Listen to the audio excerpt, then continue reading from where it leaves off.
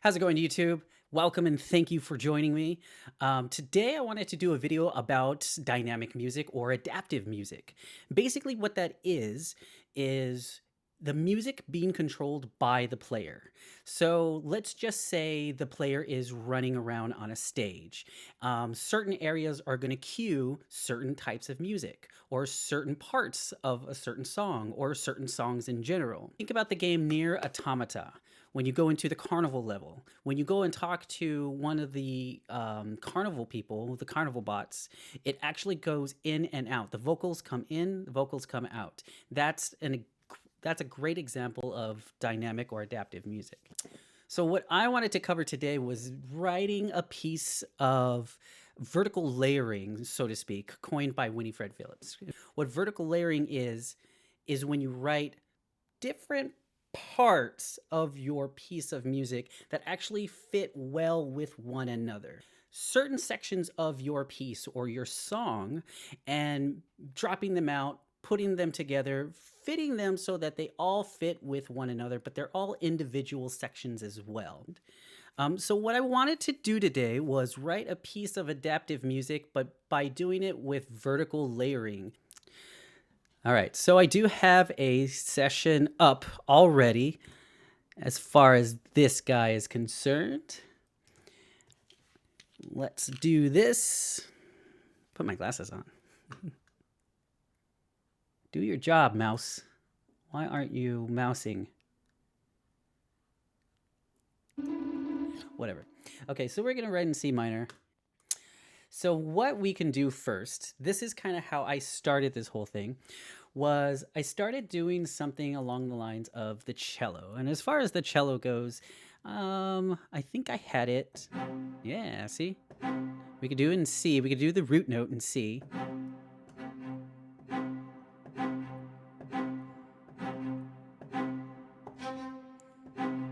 So basically what I had was the double bass, and I was doing the double bass in root note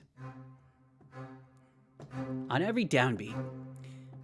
Because that downbeat, ooh, that downbeat sound good. I like that. Let's just make it simple for now, and as far as simplicity goes, let's just get an idea down, and then let's have the other instrumentation come in and see where we're at there. Let's see what we got.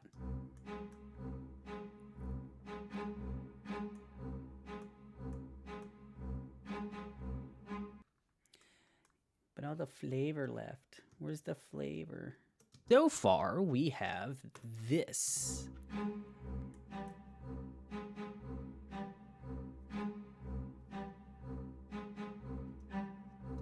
That's pretty good. It's pretty good for our string section, for our double bass and our cellos.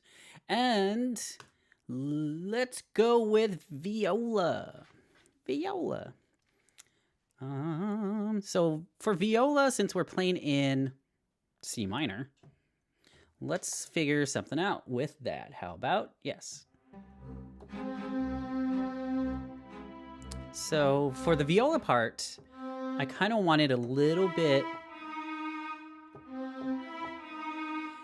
not so doomy, but there's no good on the horizon.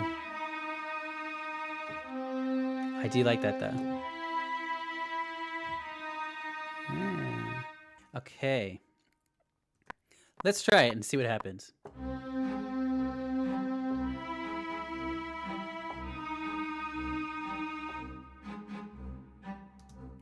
I do like that. Oh, come on, mouse. Do your mousing job. Okay.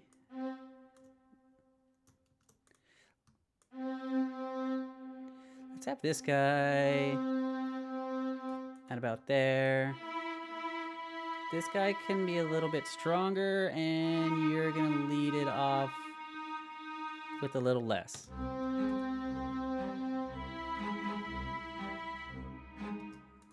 Maybe a little more.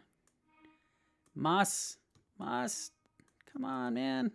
Moss. All right.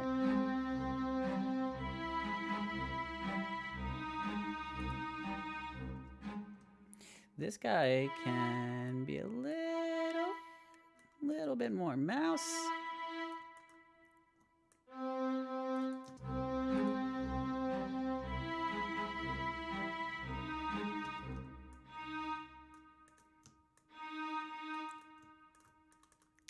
Oi.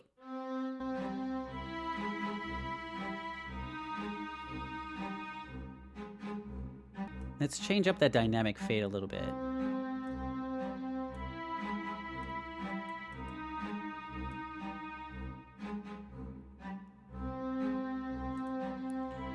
And let's change these guys a little bit too. I can change you. I can change, baby. I can change.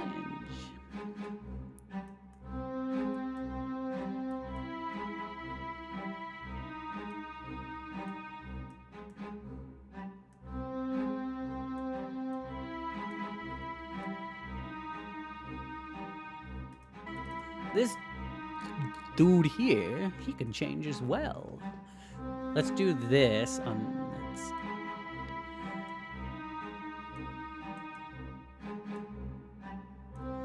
See, when you blend it in with reverb kind of gives it a nice sheen and blend and everything that you want to hear. Not so rigid and cardboard as it was prior. The magic happens when you're doing it in post and when everything's going and playing and everything. You have these good inspirations of like, oh, this sound and this sound. This one doesn't make that much sound and this one doesn't sound that good. Let's tweak it a little bit. That's kind of how you know, that's how you do. Okay, so the cello part's going to change just a little bit. Here's what we're going to do with the cellos.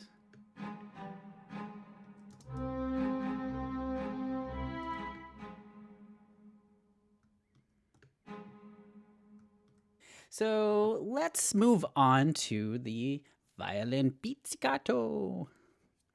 Violin pizza.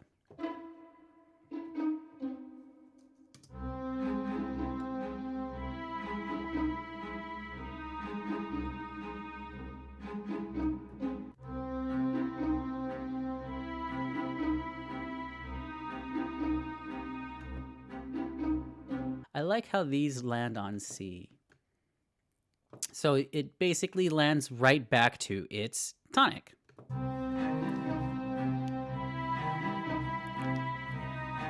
Yeah. Sounds kind of mischievous and yet mysterious, like something bad's about to happen, but you're going to have fun doing it. So the way that I kind of see if they fit together really well is that I just solo and I mute different sections of this particular part here. That way I can see what mixes and what doesn't.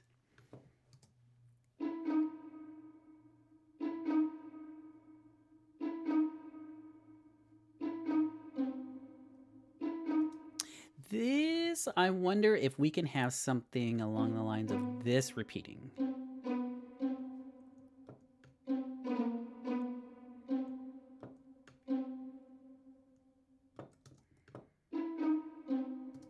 So let's listen to it again in its entirety, now that we added some more notes to it.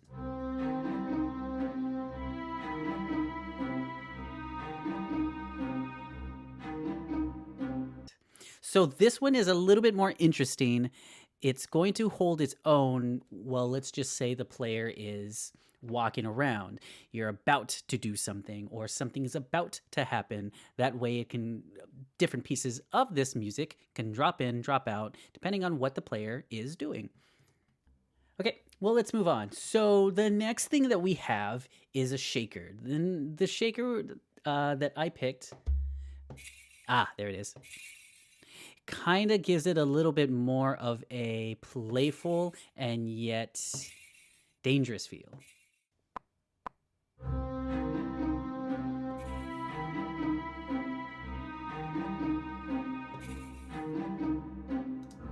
So these guys are just going to hit, I mean, pretty much on your downbeat, but they're going to hit on the 2 and the 4th measure, because you don't want it, you kind of want them sparingly, but you want to let the player know that that is there. That is there for sure. Let's try to get some timpani in there. Something along the lines of, maybe we can hit on the root. No, I do like those thirds a lot better, actually. So let's do something like that.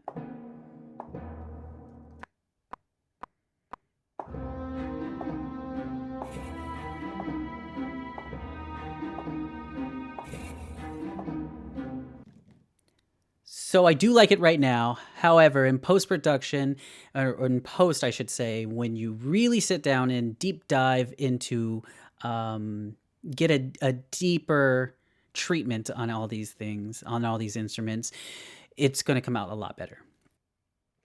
Okay, so what I ended up doing is I ended up doing a bass clarinet. Let's try it.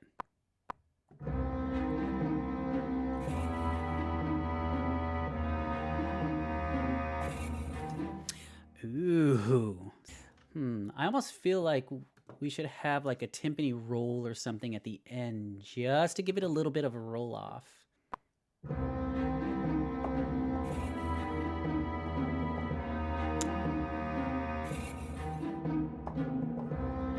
I do like that one actually.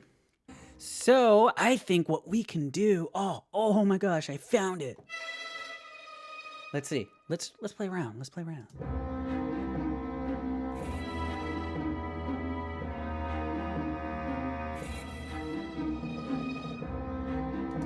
Ooh, I like that at the end, but that one's going to give it a little bit more of a spooky feel to it. This one's going to give it a little bit more of a danger feel. Or vice versa, however you feel. It's subjective, right?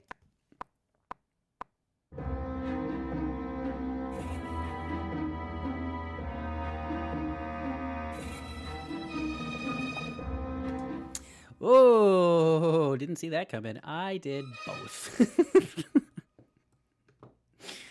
Okay, so I do like this part a lot. This part is actually at the end because it kind of gives it a little bit of a push and for your next part. But as of right now, let's just take a listen and see.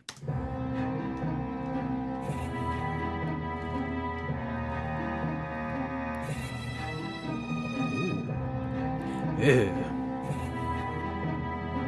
It's all about that feeling, right? Yeah. Yeah, see, it's all about that feeling. So what a good idea is to write all of your sections, all of your parts, just the way that we're doing it now. So we're writing it, so they all actually fit together. Then when we separate it out, which is something that I'll do next, that way we can separate it out into separate little tiny sections. So then it hits at different marks, and then they can all play together, or they can hit at separate times, whatever the case is. We can probably go from a 7 to a 6, or a 6 to a 4, or a 4 to a 3, or a 6 to something. I don't know. Let's see what happens. So I think we found it. I think we found the 7th, the 6th, the 3rd. And see what that sounds like.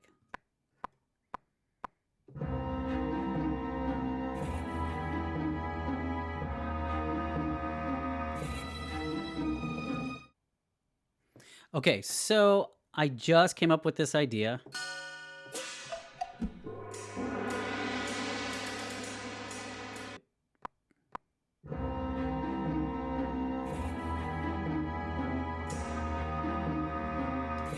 Yeah, see, that right there sounds good there, just for the fact that it's going to hit on the right beat.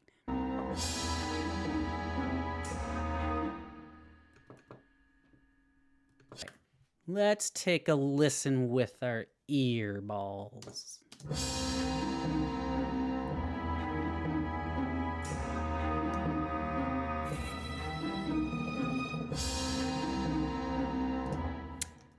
Ooh, save your progress. I like it. I like it a lot.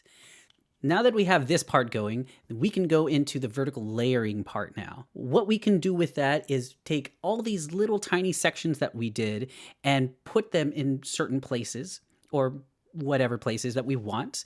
That way, when the character or the player is going from situation to situation, different cues hit at different times, or all together, or they drop out, or they add, whatever the case is. As long as we have nice little building blocks to build around, and we do it all in one single unit at first, that's how we write them. So we do it all in one single unit so it all makes sound and makes sense. What I'm going to do now is I'm going to rearrange this so that they are in different sections, but they hit quite nicely with one another. Let's play around and see what kind of combinations we can do. So first and foremost, don't do that. Whatever my mouse is doing, do not listen. Do not listen to my mouse, except for when I tell you to. And right now, it is not mousing at all.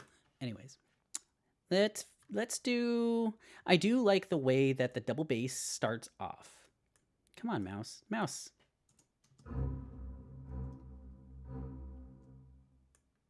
Maybe we can add double bass and cello. So double bass and cello can maybe be.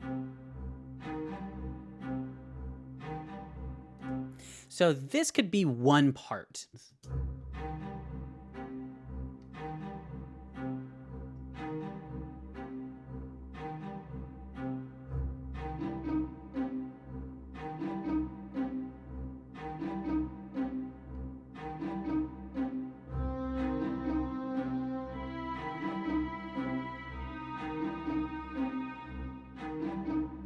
So this could be part 4.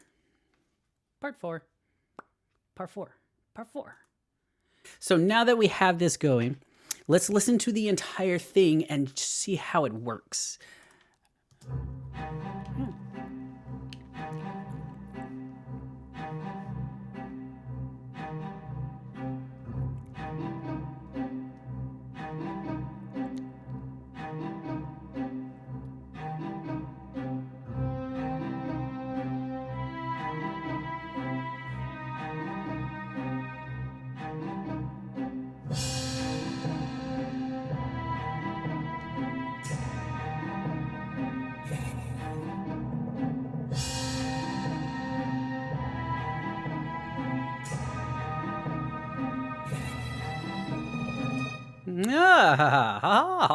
I do like it. Maybe we can add him in part 4. Let's see how that sounds.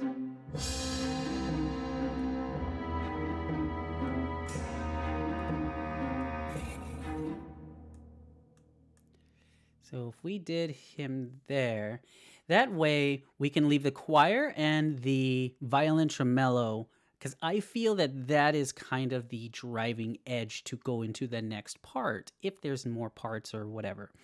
So I want to do this one, then we can do choir, then we can do violin.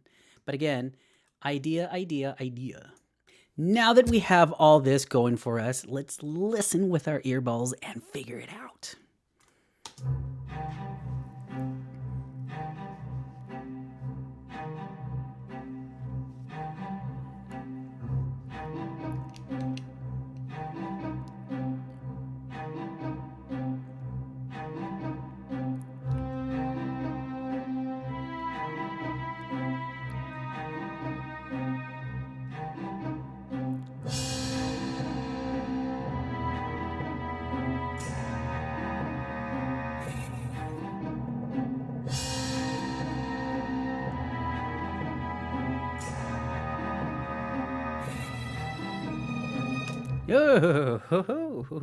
Okay.